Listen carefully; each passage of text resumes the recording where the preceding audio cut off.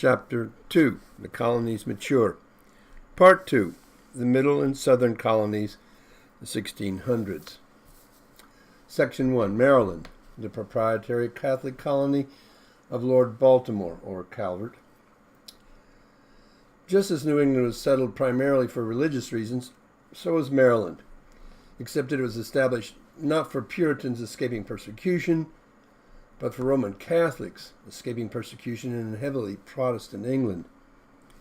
George Calvert, Lord Baltimore, a recent English convert to Catholicism, saw a double opportunity in securing land in America, both as an opportunity to enrich his family fortunes and as a religious refuge for fellow Catholics. In 1629, he petitioned Charles I for a tract of land which to establish a settlement along the Chesapeake just north of Virginia. He had given up on a similar venture in Newfoundland because it was just simply too cold there. But he died before a land grant was available and awarded by the kings, so his son Cecil then took over the project, receiving a royal charter in 1632, despite the opposition of the Virginians who claimed the same land as part of their colony. Lord Cecil Calvert needed thousands of settlers to make the colony pay for itself, so he made a settlement available also to Anglican Protestants who would actually outnumber the Catholics even from the very beginning. Thus, Maryland was always officially a religiously tolerant colony, open to settlement by anyone, regardless of religious affiliation, that is, Catholic, Anglican, Puritan, and eventually even Quaker.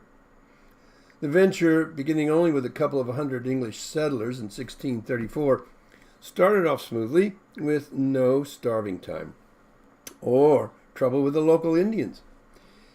In the area where the Marylanders first laid out a town, which was St. Mary's, the local Indians befriended them because they themselves were in need of allies against their own Indian enemies. The Indians sold them the land they first settled and also the corn to feed the colony. And soon, the rich Maryland soil had the Marylanders producing enough food to easily feed the colony. Lord Calvert was quick in 1635 to grant his settlers a voice in colonial affairs with an assembly that operated much like the colonial assemblies of Virginia and New England. Nonetheless, Maryland could not escape the Catholic-Protestant religious tensions that tore at the mother country, England, and in 1655, Maryland experienced its own religious civil war, which temporarily brought a Protestant government to power in the colony. In most respects, Maryland differed very little from its neighboring colony next door, that is, Virginia. Tobacco was the main crop, at first worked by indentured servant laborers, and then over time by slaves. The colony was dominated by an aristocracy set up early by the Calverts, who gave large land grants to family members and fellow English gentry, creating in Maryland a distinct upper class that stood socially far above the common dirt farmers who came to Maryland as indentured workers.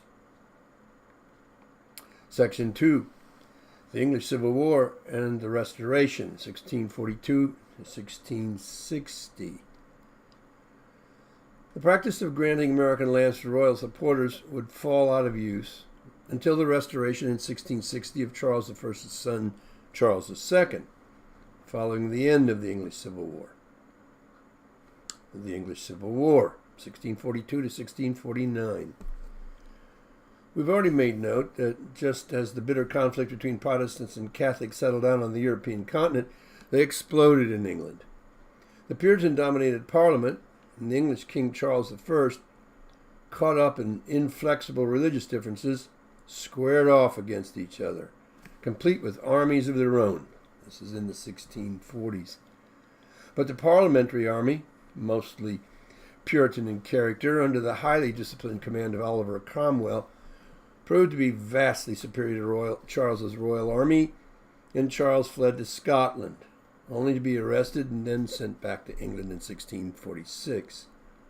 But Charles wasn't finished, and attempted to induce the Scots to change sides and support him, promising to institute Presbyterianism throughout his realm. The Scots agreed, but proved to be unable to defeat Cromwell's Puritan army. Footnote: the distinction between Presbyterians and Puritans was actually very small, and only in terms of organization, not theology, as both were fully Calvinist. Puritans believed in the total independence of each local congregation, especially in the matter of choosing their own pastors. Presbyterians believed in a higher union of their congregations at the regional level, each of their congregations sending pastors and elders to represent them regionally at presbytery. The presbytery would have some say in certifying or rejecting pastoral calls to the pulpit of the local congregations within its district. Likewise, the presbyteries would be united even more widely at the synod level, with the presbyteries likewise sending pastors and elders to represent the presbyteries at that higher level. In short, the distinction was one of pure democracy versus representative democracy, a distinction that it seems should not have been worth fighting over. Actually, the fight was more one of national spirit, that is, Scottish versus English, than it was one of ecclesiastical organization. Cromwell entered London and authorized a reduced rump parliament of Cromwellian supporters to conduct a trial and conviction of Charles under the charge of having committed high treason. The rump parliament complied, and in January of 1649, Charles I was duly convicted and beheaded. Charles's 18-year-old son, also Charles, took up the cause of his father, but the young Charles II was soon driven into exile in France. The Puritan Commonwealth, 1649 to 1659. At this point, the Rump Parliament declared that England, but also Scotland and Ireland, had come under the authority of a commonwealth, which is Anglo-Saxon roughly for republic, government, headed up naturally by Cromwell. A few years later, Cromwell would even be proclaimed Lord Protector for life, satisfying those who still believed that England needed to fall under some kind of royal rule. And indeed, Cromwell's Commonwealth finally brought peace to England, Cromwell ruling the country throughout the 1650s with an iron fist.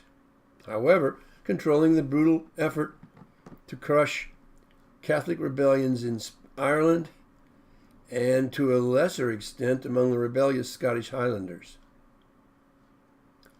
But the Puritan domination, that is, the era of the Puritan Commonwealth in England, was short-lived. Cromwell died in 1658, and then his son Richard took over. But he had no political leverage, such as his father possessed with his army, needed to control the factions that vied for power within the Commonwealth. Consequently, the army began to fall into feuding, and royalist sympathies quickly began to make a comeback in England.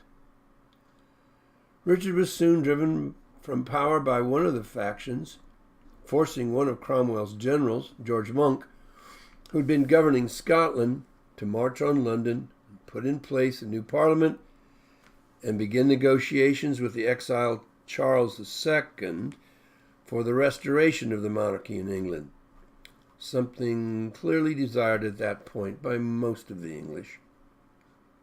The Restoration, 1660. Finally, in 1660, terms were agreed on with Charles II for his return from the Netherlands in order to retake the throne of England. With him came numerous royalists to reclaim their former positions of privilege, and the king, in his gratitude to his supporters, even granted them rewards beyond mere restoration of what had been lost. As a reward for their support during his exile and his return to the throne, Charles presented a number of them with full title as proprietors of new colonies in America, on much the same terms as those by which his father had some 30 years earlier granted Maryland to the Calverts as a proprietary colony. Section 3. The Carolinas. In 1663, Charles II granted to 8 English noblemen a huge grant of land to the south of Virginia, all the way to Spanish Florida. The land was termed Carolina in honor of his father, Charles I. The 8 proprietors included Virginia Governor Berkeley, George Carteret, also soon to be a New Jersey proprietor, the King's Lord Chancellor Edward Hyde, who was the Earl of Clarendon, and his Chancellor of the Exchequer, Anthony Ashley Cooper, who would be eventually also the Earl of Shaftesbury. The last mentioned, in fact, who would be the main driving force behind the colony. They planned to make the colony quite accepting of one of the widest variety of religious groupings, Catholic and Jewish as well as Protestant, in order to make their investment a success. Actually, English settlements had already been established just to the south of Virginia, along what is today the North Carolina coast. Berkeley convinced some of the landless of Virginia to move to his colony, though there too they settled only in the area, that is the Albemarle Sound, immediately south of the Virginia colony. But further south saw virtually no settlement until Shaftesbury convinced the partners to be more active in the enterprise. Anthony Ashley Cooper, 1st Earl of Shaftesbury. Leading this Carolina venture was an Englishman of exceptional moral integrity, at a time when it could be very dangerous to be a man of such integrity. Cooper was something of a social optimist, yet very much a realist in the way he carefully moved towards his ideals. Although Cooper was nobly born, both mother and father, he lost both parents by the time he was 8, and was raised by various trustees named in his father's will, all of them well-connected, members of Parliament, that is. At age 15, Cooper entered Oxford, Exeter College, studying under a strong Calvinist minister, and then the next year switched his energies to the study of law at Lincoln's Inn, where he was strongly influenced by the Puritan perspective on society. At this point, Cooper confirmed strongly his dedication to what he understood as the very highest Christian principles. He was never one who was willing to follow particular doctrines and policies just because they were the political trend of the day, whether during the time of the Royalist ascendancy or the time of the Puritan ascendancy. He learned to work with both parties, but always cautiously. As a youth of only 18, he was elected Member of Parliament, and at first took a position of support of the king in Charles's expanding conflict with the growing group of Puritans in Parliament. However, when at his own expense he assembled a regiment and participated in a royalist victory at a battle in 1643, he ended up by being deeply shocked at how the royalist commander, Prince Maurice, ignored the negotiated peace that Cooper had worked out with the 2 Puritan towns, and instead Maurice simply plundered the towns. By 1644, disgusted with the royalist behavior and their increasingly obvious Catholic instincts, Cooper chose to change sides and join with Parliament's anti-royalist faction. But even then he showed more the instincts of the mostly Scottish Presbyterians than the Puritans, in his willingness to find some way to bring peace to the land through compromise with the king. At this point, he held back from further political controversy, and he quietly took up responsibilities as a local sheriff. Then he turned his interests overseas, purchasing property in Barbados in 1646, during the Commonwealth. When the monarchy was overthrown in 1649 and the Puritan Commonwealth took command of English society, Cooper was cautiously returned to larger political responsibilities by Cromwell's Rump Parliament, and was soon voted membership into that body. Soon, Cromwell appointed him to serve on the Council of State, helping to create a new legal structure for England. But Cooper seemed more interested in limiting than in authorizing the rising power of the Cromwellian protectorate, raising suspicions that he was still a royalist at heart, which is, by the way, not true at all. Somehow, however, Cooper was able to wade through the accusations and counter-accusations of both friend and foe to continue to keep his seat in the constantly evolving Parliament. But with Cromwell's death and the inability of Cromwell's son to hold the Commonwealth together, Cooper joined in 1658 with a small group working to bring General Monk and his troops from Scotland to London to restore a degree of order to the crumbling situation. Monk shut down the Rump Parliament, restored the former Long Parliament, itself shut down by the Rump Parliament in 1648, which then subsequently voted for the restoration of the Stuart monarchy under Charles II before it dissolved itself in 1660. Then Cooper traveled with a delegation sent to The Hague to escort Charles back to England during the Restoration. This put Cooper in good standing with Charles, who would be looking for supporters in assuming his new responsibilities in London. Indeed, upon arrival in London, Cooper was appointed to the King's new Privy Council.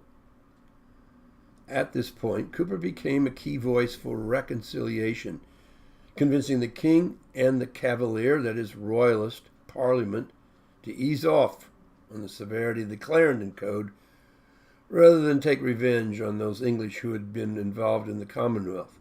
Excepting, of course, those who had been part of the execution of Charles I. This was a very wise voice in getting England to let go of the past and move on to new things. The king was impressed, and in 1661 elevated Cooper to the position of lordship as Baron Ashley.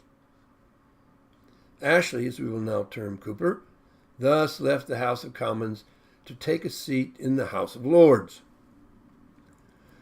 Soon thereafter, the king named Ashley as his Chancellor of the Exchequer, the second most important position on the royal cabinet, behind that of the Lord Chancellor, or Prime Minister, held by Edward Hyde, the Earl of Clarendon, with whom Ashley would clash constantly during their years of mutual service to the king in the 1660s. A grand experiment in social planning. Meanwhile, Ashley had not forgotten his interest in colonial affairs and joined a group of 8 lords proprietors, including Clarendon, in developing a huge tract of land that they had been granted by the king in 1663. Ashley proceeded to work on his Carolina territory with the philosopher John Locke, who at that time was living under Ashley's patronage as both household physician and personal secretary, to together devise a major program of enlightened social structuring for the Carolina colony. Eventually, 1670, what resulted was the Grand Model.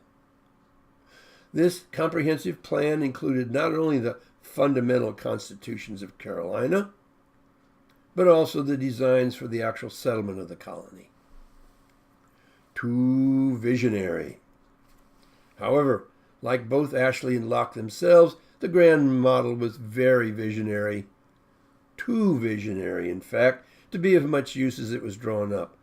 Locke's design provided for a very orderly division of the land into counties and land parcels, assigned to a highly stratified society, from slave and propertyless white up to the largest landholder, which was the proprietors themselves. Every Carolina inhabitant would receive from none to extensive political rights, depending on the amount of property he possessed, Locke being convinced that property was the best guarantee of a true sense of social responsibility on the part of a citizen, and thus also the amount of social authority that should be entrusted to him. As things turned out for Ashley and Locke, much of the Grand Model had to be reworked according to the hard realities of life in a largely unmanageable, even highly dangerous American wilderness. Social idealism slowly replacing feudal tradition. Nonetheless, this noble effort well represented the kind of social idealism that was coming into vogue in Western culture, as political ideals swung slowly away from long-standing feudal traditions into the understanding that God, or just simply self-evident human logic, expected much better ways of organizing life on this planet than had long been the case. The old, unexamined social habits that had for centuries emphasized birthright as the foundation of all social organization now needed to give way to a new sense of social organization, one born of serious inquiry and careful planning. The world seemed to need enlightenment, not tradition. Ashley's and Locke's efforts stood at the heart of this changing attitude about society and its ways, and the New World offered the opportunity to put these grand ideas into practice, or so the hope was anyway, one that would never die, despite the unwillingness of hard reality to give way easily to such idealism. Ashley's later years as the Earl of Shaftesbury. In 1667, Ashley became part of the team or cabal, which means Clifford, Arlington, Buckingham, Ashley, and Lauderdale, that is, cabal, that governed England until 1674. In 1672, Ashley was elevated to the position of Earl and received a new title, the Earl of Shaftesbury. Then soon thereafter briefly served as the King's Lord Chancellor, 1672 to 1673. Anthony Ashley Cooper, Earl of Shaftesbury, had reached the pinnacle of political success in England. But from there it would be a bumpy road for Shaftesbury, as his political ideals constantly got him in serious trouble, especially his role in founding the Whig Party, culminating in his arrest, 1681, and flight from England, 1682, and death, 1683, because of his participation in the effort to have Charles's brother and heir to the throne, James, Duke of York, excluded from this inheritance because of James's strong Catholic sympathies. Footnote: Shaftesbury and his fellow Whigs precipitated the exclusion crisis when in 1679 they introduced into Parliament the Exclusion Bill in the attempt to block James's future accession to the English throne. The Whigs were also demanding that the royal authority be placed under the discipline of a written constitution, a shocking idea in the days of royal absolutism. Opposing the Whigs were the Tories, supporters of James, and defenders of the doctrine of royal absolutism.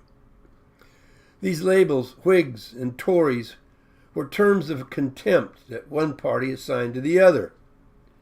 Tories is named for Irish Catholic bandits, assigned to those who were opposed to anti-Catholic exclusion, that is, the Royalists, and Whigs, the name first for Scottish horse thieves, and then later for Scottish Presbyterian rebels, eventually assigned to those favoring exclusion, which was the dominant group, by the way, in Parliament itself.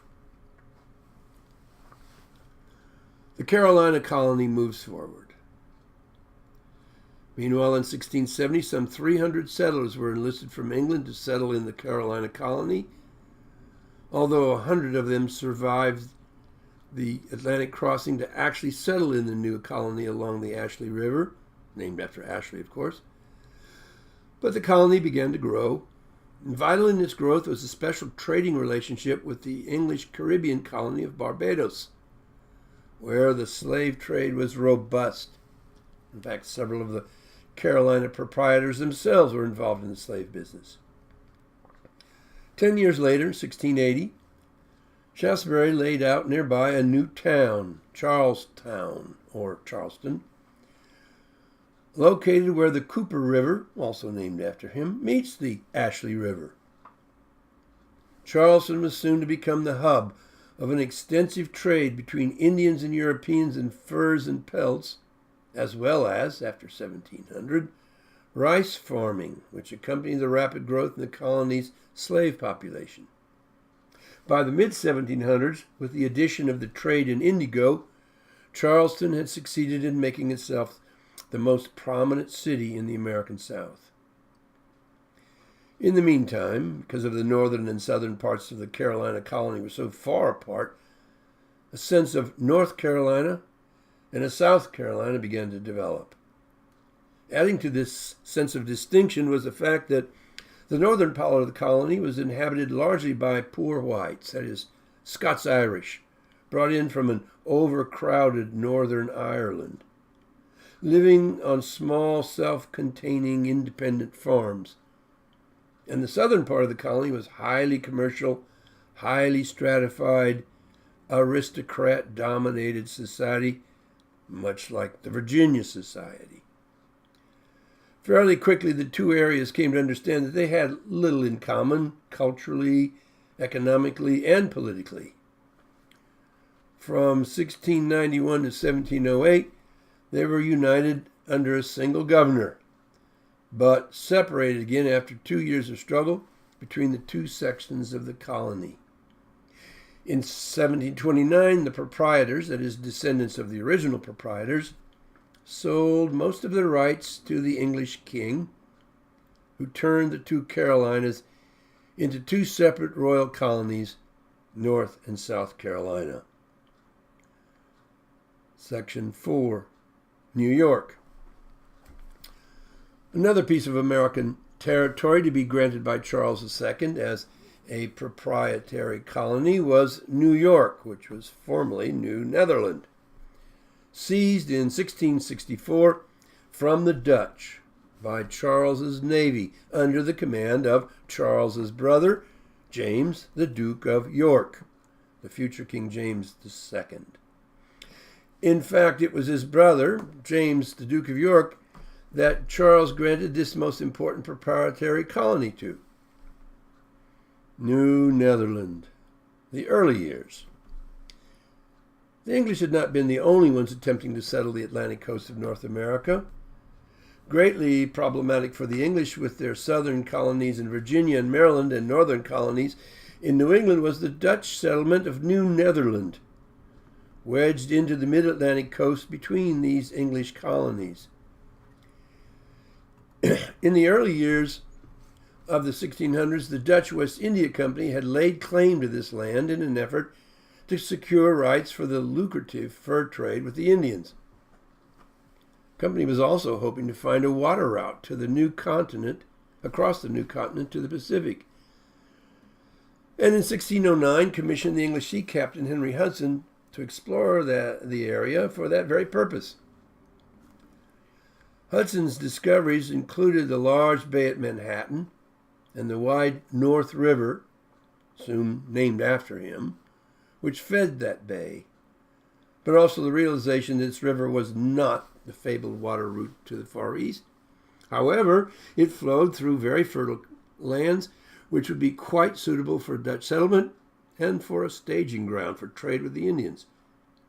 Indeed, Hudson's voyage was soon followed up by further Dutch exploration of the region and the building of Dutch forts here and there in the region, from the South River, that is the Delaware River, as the Dutch colony's southern border, to the Fresh River, or the Connecticut River in the north. In 1625, the first settlement of Dutch families along the north, that is Hudson River, took place. In 1626, the island of Manhattan at the mouth of this river was selected as the capital of the entire Dutch-American province. There they built New Amsterdam. The Dutch had much difficulty securing political and cultural dominion in the area. The company made the awards of huge land grants to patrons, essentially land barons, who pledged to settle at least 50 families on their land. This worked somewhat along the Hudson River to give it a cultural quality that would last for generations. But otherwise, the Dutch colony, in which Dutch was the official or governmental language, was actually a wide cultural mix of Dutch, French Huguenot, German, Swedish, Portuguese, as well as African slaves and allied or independent Indian tribes living throughout the colony.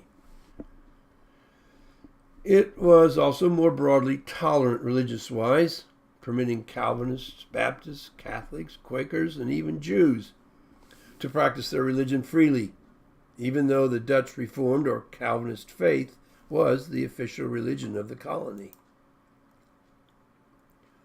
New Sweden is part of New Netherland. Sweden was also a rising European power in the early 1600s and joined the European effort to lay claim to the American land by settling some of their own people there.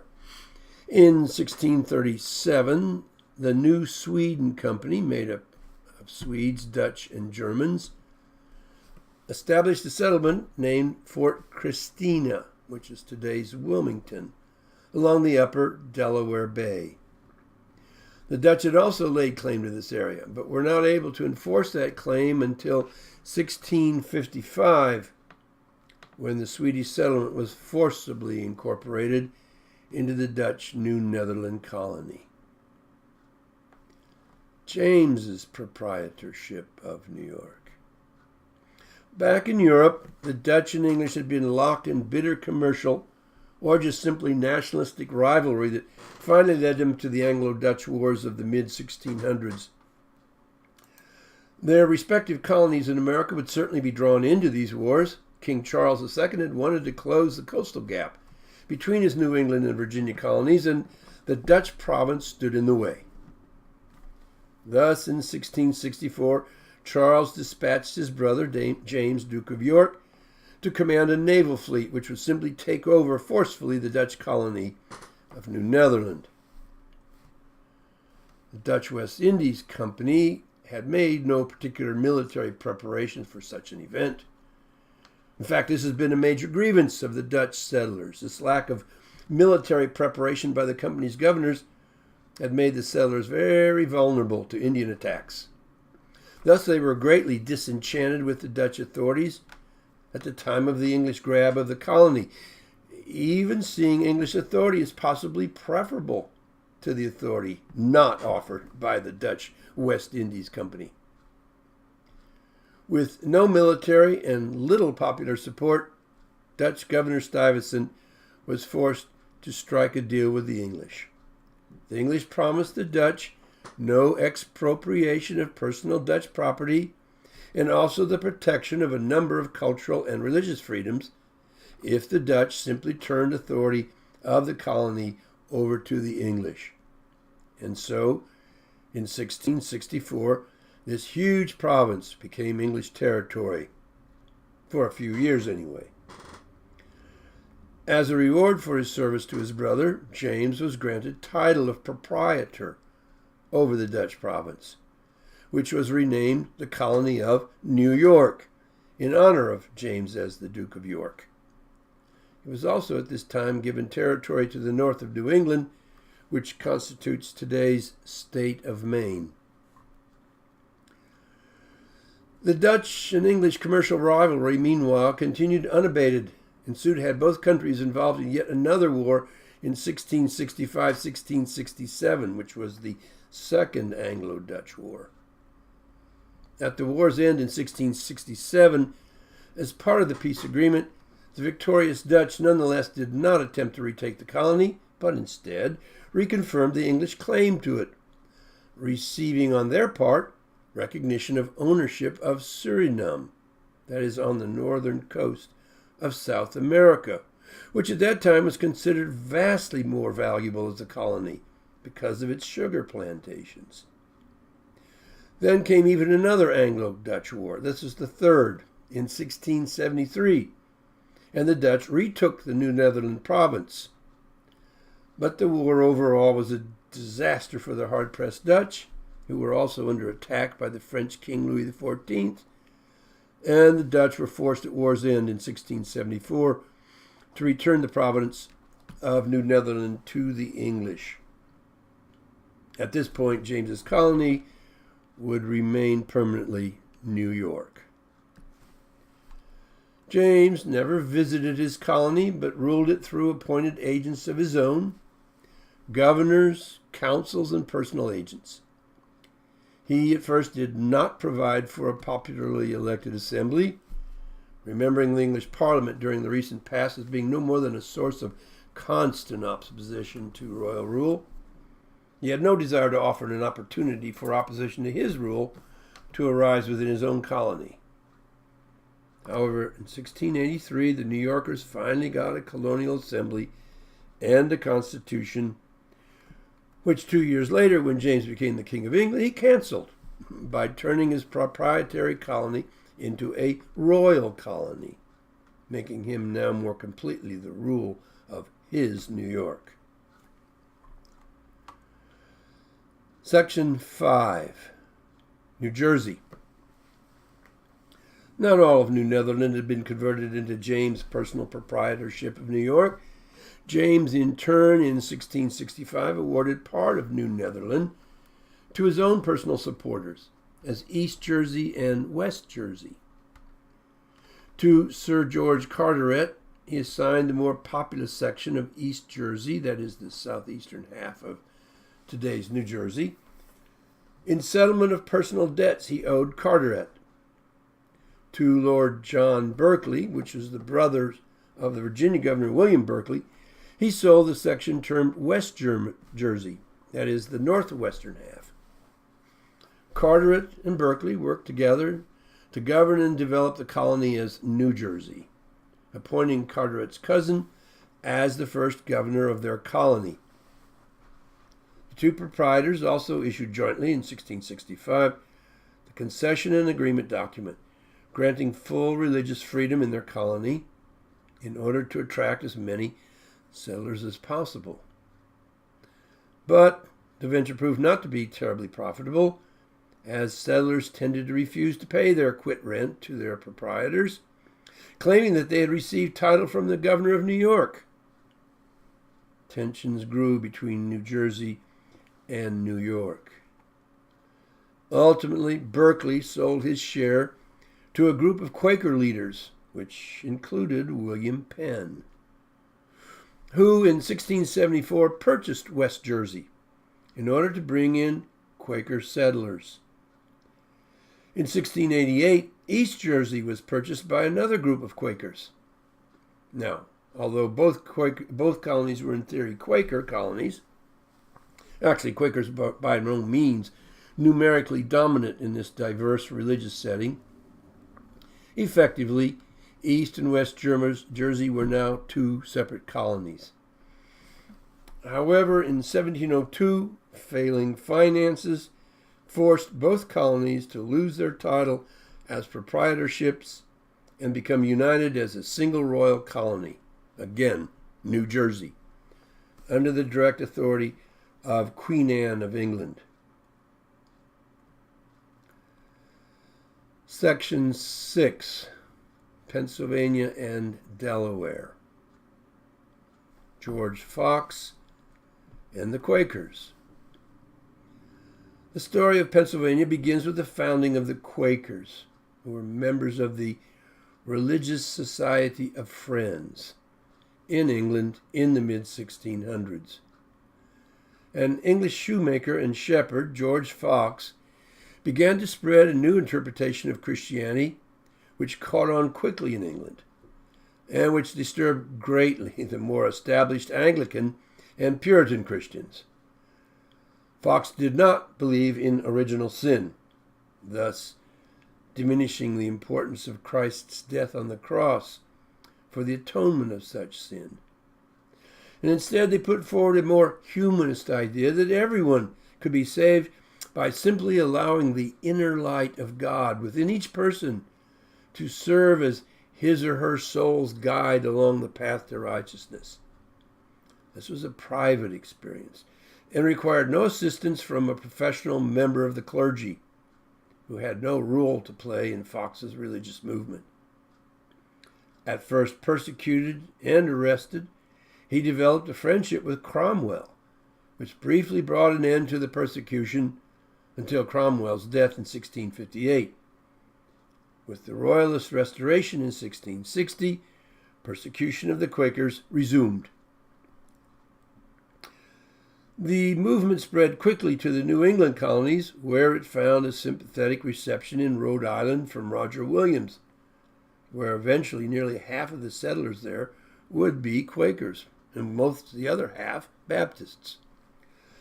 But Massachusetts and Connecticut banned the new movement, convinced that its very character was so far afield of what they understood to be Christian orthodoxy that its mere presence undermined greatly the social order of New England, especially when some of its louder adherents returned to those colonies after having been expelled repeatedly for their efforts to convert their people to Quaker ways.